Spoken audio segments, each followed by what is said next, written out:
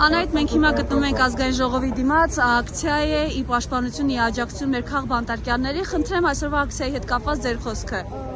Բարև ձեզ, մենք այսօր այստեղ ենք ոչ թե պարզապես ակցիա իրականացնելու համար, այլ ճշմարտությունը բարձրաձայնելու համար։ Մենք այստեղ ենք,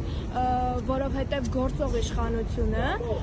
այժմ ժողովրդավարությունը դարձրել է որպես ցուցանակ եւ իրենց ձեռքից ուղղակիորեն բաց չեն թողնում, ինչպես նաեւ այստեղ ենք, որովհետև այս իշխանությունը խոսում է ազատությունից, սակայն հանդես է գալիս անընդմեջ ճնշումներով։ Այս ամենի հետ մեկտեղ այս իշխանությունները սիրում են անընդմեջ միջազգային հարթակներում խոսել ժողովրդավարությունից,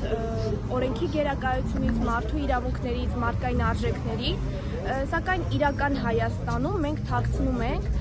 նրանք ավելի ճիշտ թաքցնում են քաղաքական հետապնդումը,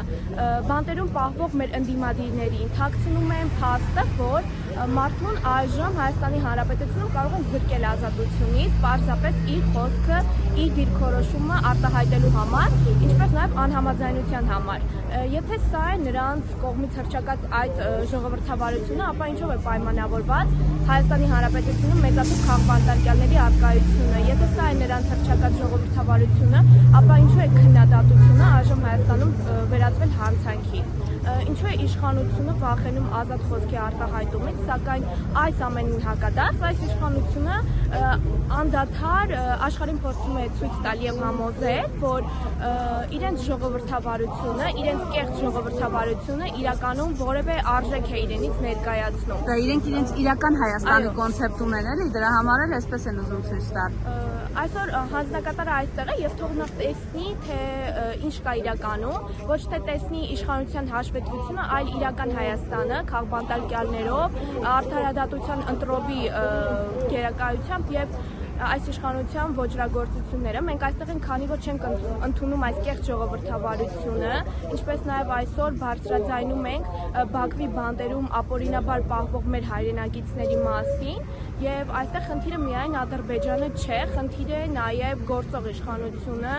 այսինքն գործող իշխանությունը որևէ կերպ չկարողացավ եւ չցանկացավ ուղղակիորեն պաշտպանել իր քաղաքացիներին, ոչ դիվանագիտական, ոչ քաղաքական եւ ոչ էլ բարոյական որևէ մակարդակում։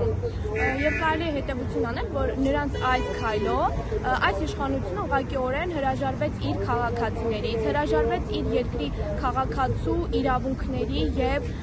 ազատությունների վերականգնումից եւ հենց այսպիսով էլ կորցրեց իր բարոյական իրավունքը իշխանություն կոչվելու։